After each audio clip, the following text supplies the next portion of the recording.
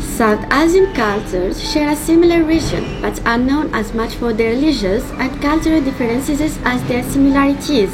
What's tricky about understanding this cluster is that there really isn't anyone, them, or characteristic that ties the entire cluster together. So, to outsider, this cluster can appear rather disjointed and in turmoil. However, as you will learn in this video, the long-term history of the cluster suggests that there are some traits that switch between the various countries and pull them together as a cluster. Countries included in the South Asian cluster are places like India, Bangladesh, Thailand, and places like Pakistan and Afghanistan. Iran is often put in this cluster as well because it's often seen to fit more with these other nations than with the other Middle Eastern countries. There is huge population density across this cluster. It makes up nearly 25% of the world's entire population, but only 3% of the world's economic output. In addition, this cluster was much more strongly influenced by agriculture in the 21st century than any other cluster. The most distinct feature of the region is the rather peaceful and interactive coexistence of such diverse cultures over long periods of time.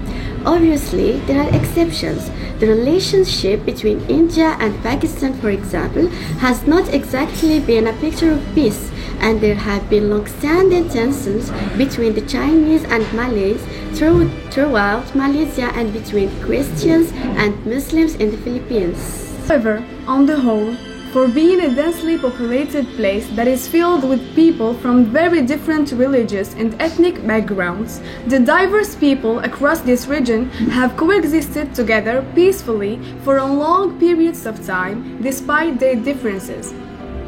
This cluster also has an interesting mix of ethnic cultural influences, including Arab culture, Chinese influence, and even Spanish and American influence in the Philippines. This cluster is unusually adept of assimilating modern and external influences with indigenous culture. Civilization has existed in the South Asian region for at least 5,000 years. Archaeological materials show that most of the people lived along the Indus and Ganges rivers. The region was rich in minerals that were mined, used, and traded. The diversity of the region has a long history as well.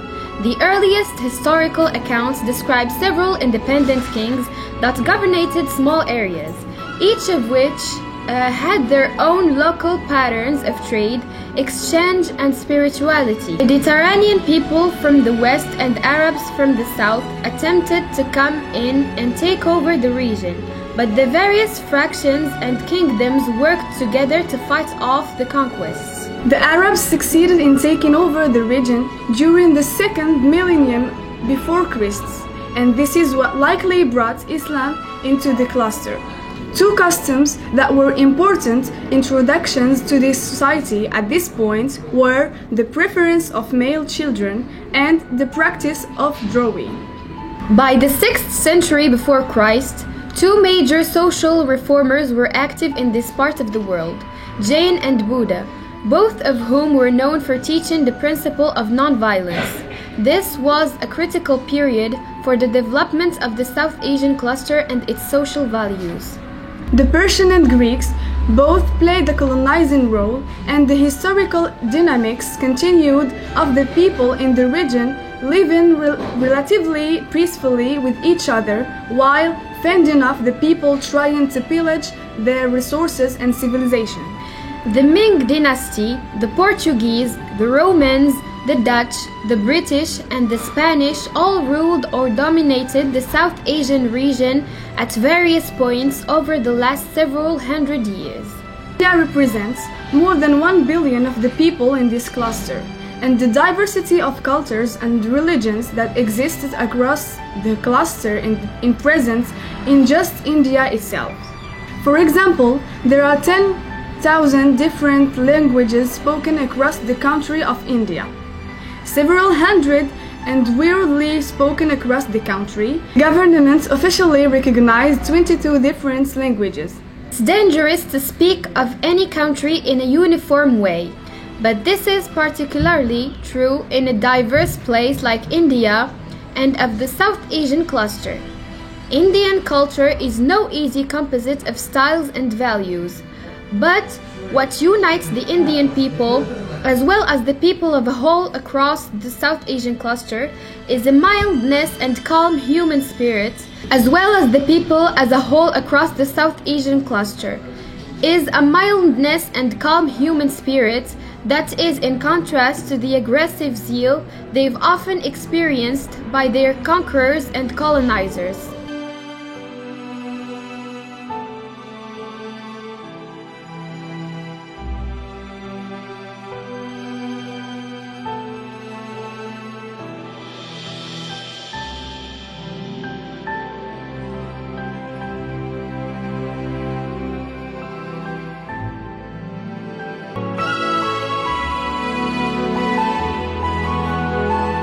As with most of these clusters, religion plays a pretty important role in the life and values of the South Asian cluster. This region is very diverse religiously. About 46% of the population is Hindu, 35% is Muslim, 7% is Buddhist, and 6% is Christian. The religious diversity varies in different countries across the cluster. Thailand is almost all Buddhist. There is a Malaysia Muslim majority but sizable number of Chinese and Indians who are not. The Philippines is dominantly Christian, largely because of the Spanish colonization.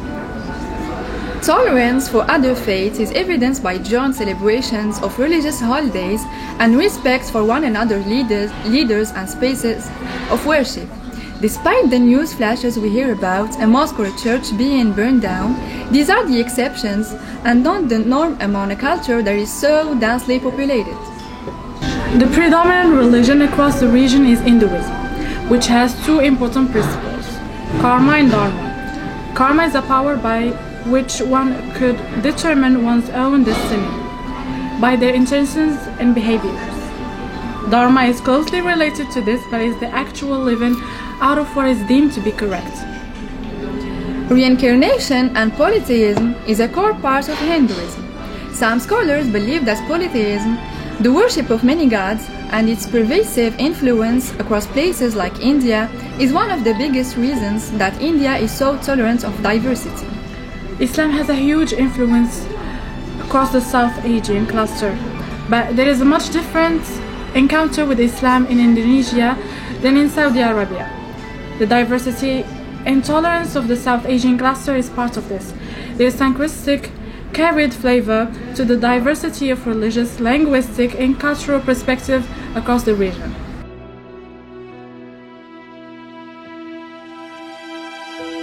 Many of the cultures in South Asian cluster are loose and have low uncertainty avoidance. Most of the countries across the cluster have worked hard to minimize the number of rules and laws that infringe on people's diverse perspectives. There are places like Pakistan and Afghanistan that in recent years have dealt with militant rule from extremists. And there are aspects of India that aren't very loose. You'll definitely deal with individuals who have very conservative values about the role of women, appropriate ways to dress, and dietary restrictions.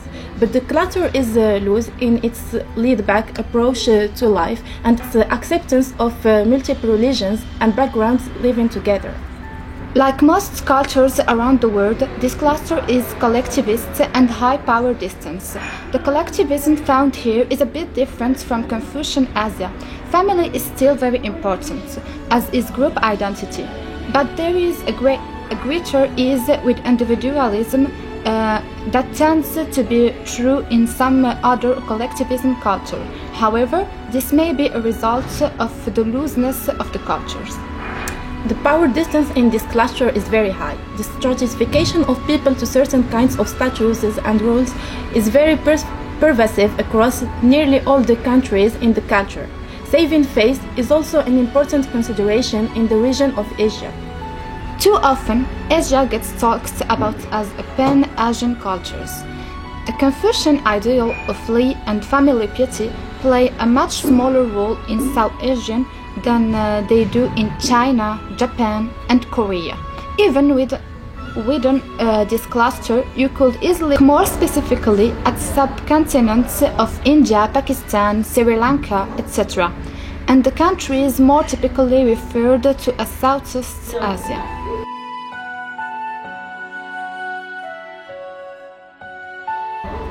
Let's talk now about do's and taboos. Umayma, please, can you tell us about some do's and taboos that you know? Be very conscious of eating preferences throughout the region. Many within the region are vegetarian and don't eat beef and pork, and some abstain from alcohol. You don't have to know who eats what, but simply asking the question goes a long way. Just because the culture is very tolerant doesn't mean that they welcome talking about religious and cultural differences, as compared to some European cultures where low-context individuals thrive on debating about their religious and ideological differences. As a whole, the South Asian cluster believes that one should keep this information to oneself. Saving face is very important. This culture is very different. Take its bit-sized chunks or you get overwhelmed. Remember how important the food is. Try it, and remember that your non-verbal communication is being watched.